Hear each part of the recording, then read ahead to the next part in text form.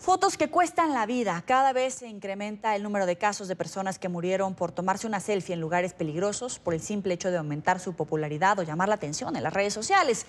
Recientemente una pareja hindú que residía en Estados Unidos falleció al intentar hacerse un autorretrato en un mirador en el Parque Nacional Yosemite, en California, a una altura de 900 metros. Irónicamente, estos mismos youtubers, reconocidos por publicar imágenes sobre sus intrépidos viajes, habían advertido sobre los riesgos de tomarse fotografías en sitios inseguros. De acuerdo con un estudio publicado por la prensa de la Unión Americana, en los últimos 7 años se reportaron 259 muertes por selfies en todo el mundo. Vamos a saludar en Montevideo, Uruguay, a Roberto Balaguer, psicólogo experto en redes sociales. Gracias por estar con nosotros. Buenos días, gracias a ustedes, Yoli. ¿Cómo están? ¿Qué nos lleva a exponer nuestra propia vida con tal de conseguir likes? Bien, en realidad uno tendría que pensar que en primera instancia lo que sucede es que las personas, en vez de estar, digamos, centradas en su propia persona, en lo que están viendo, en disfrutar la actividad que están haciendo, están descentradas y están ubicándose en el lugar del espectador. Es decir, en ese momento, en lugar de estar ellos mismos ubicados en ese espacio temporal, están anticipando los likes, las caras, las posibles repercusiones que van a tener en los demás. Entonces, ese descentramiento, evidentemente, cuando estamos en una situación normal, no genera gran impacto, pero cuando estamos ubicados en una situación que reviste peligro, puede llevarnos a tomar decisiones de centímetros o algún metro, de repente, que nos haga perder el equilibrio y, bueno, y poder causar la muerte, ¿no? Digamos, esto es parte de lo que se conoce como descentramiento cognitivo, es decir, las personas hoy cada vez más estamos más atentas a cómo nos miran nosotros, cómo nos ven, cómo nos observan, que a lo que uno mismo observa, mira o disfruta, ¿no? Me llama la atención que los indicadores de esta lista se centran sobre todo en India, Rusia y Estados Unidos. ¿Será porque es mayor la población o por qué son estas cifras tan alarmantes en estos tres países? No tendría una respuesta clara, pero seguramente se trate en primero porque hay un mayor número de personas en todos esos países, estamos hablando de poblaciones que superan los centenares de millones de personas, entonces es más frecuente que pase, y después en Estados Unidos particularmente porque es un lugar donde suelen medirse mucho todos los tipos de situaciones que se dan, entonces en ese sentido no me llama la atención. Ahora, el caso sobre el que se basa esta investigación es un par de youtubers que habían hecho una publicación respecto a los riesgos que se pueden correr al montar fotografías o tomarlas y poner en riesgo la vida.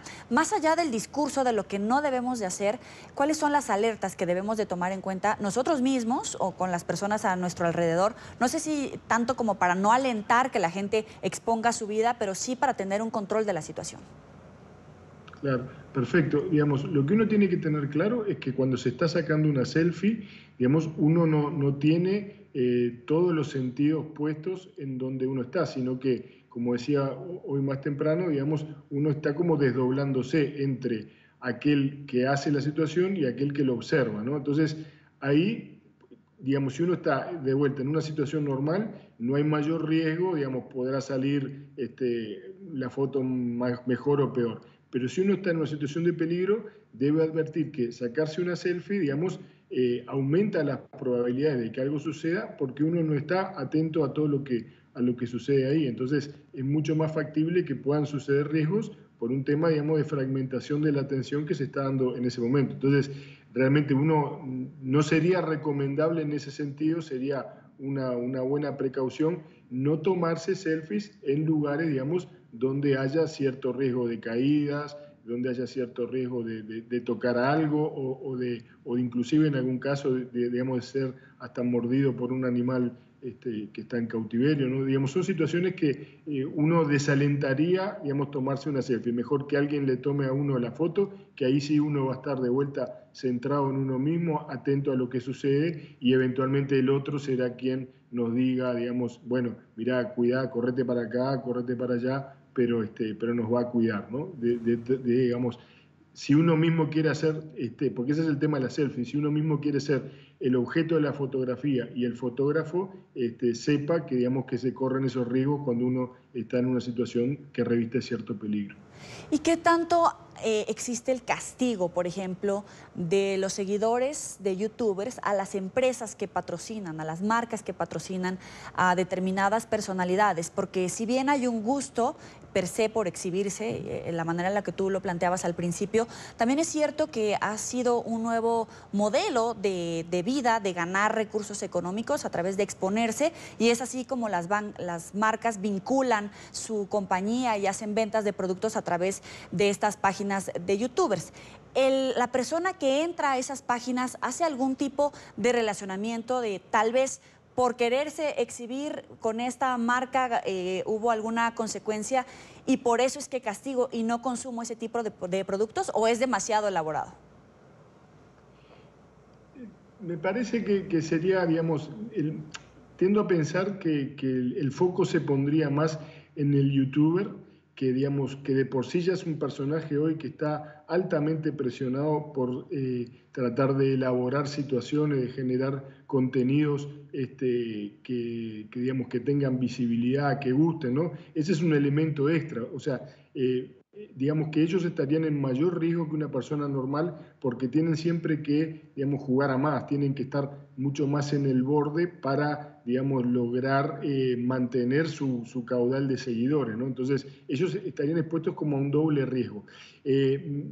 Seguramente habría que ver, ¿no? Pero en algún caso sí podría, digamos, en todo caso quedar asociada la imagen, digamos, de alguien que no cuida a las personas que trabajan para su empresa, ¿no? Entonces, en ese sentido sí, podría inclusive llegar a tener una repercusión en una compañía que está más interesada, digamos, en generar imágenes, digamos, con cierto riesgo, imágenes muy al borde, ¿verdad? Literal y metafóricamente, y ahí se podría ver, digamos, perjudicado. Pero obviamente quienes se perjudican más, creo que son los youtubers, que en este sentido, a veces incluso paradojalmente se perjudican, pero por otro lado aumentan, digamos, su visibilidad dada esas situaciones, ¿no? Son estas situaciones paradojales que nos presenta Internet, donde a veces, digamos, personas o personajes muy conocidos, cuando les pasa algo de esto, digamos, si bien tiene una repercusión negativa para su persona, le da una mayor visibilidad inclusive, ¿no?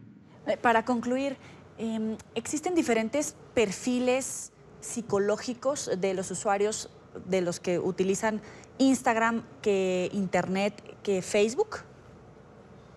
Sí, porque, digamos, primero, Instagram es una red que está orientada a fotografías y está orientada a generar, digamos, como una visión de nosotros mismos muy cuidada, muy edulcorada, que no necesariamente condice con la realidad. Digamos, Instagram es una red social más de fiesta, es decir, cuando es como si uno se preparara para un casamiento, se preparara para una fiesta, uno se pone, digamos, trata de buscar el mejor filtro, trata de buscar el mejor ángulo, a diferencia de otras redes sociales, como puede ser el caso de Facebook, donde hay mucho más textual, hay algo más de contenidos, hay algo más, digamos, de generar vínculos con los otros. En Instagram se está cuidando mucho la reputación, el branding, se está cuidando una imagen que, digamos, donde los contenidos están generalmente, digamos, más orientados a proteger o a generar mejor reputación, a diferencia de Facebook, donde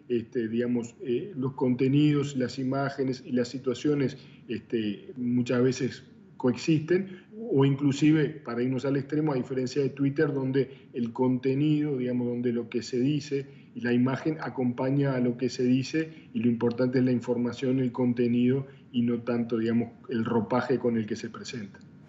Es Roberto Balaguer, psicólogo experto en redes sociales. Gracias por estar con nosotros aquí en la mañana de NTN 24. Un gusto como siempre, Yoli. Que pasen muy bien y saludos a la audiencia. Igualmente.